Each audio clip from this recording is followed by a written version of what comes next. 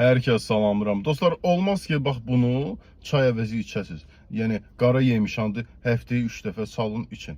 Yəni, vacibdir o biri çaydan istifadə eləyəsiniz. Yəni, özdə bugünkü gündə ən qlobal mövzu, ən aktual mövzu ürək problemidir. Bu da sırf ürək içindir. Sırf ha, yəni ürəyə aidiyyatı var bu, yəni bitkinin.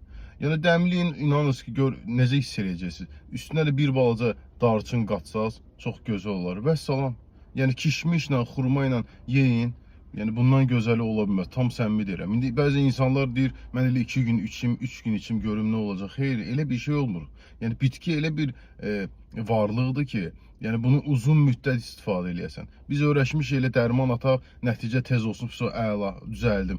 Yox, yəni, amma bitki gec nəticə verir, amma uzun müddət verir. Təbii ki, sağlam verir. Bir daha söylürəm, çalışın, gününüzü səmərəli keçirin və sağlamlığınızı qoruyun. Ondan vacib bizim üçün heç nə ola bilməz. Hər kəsə uğurlar.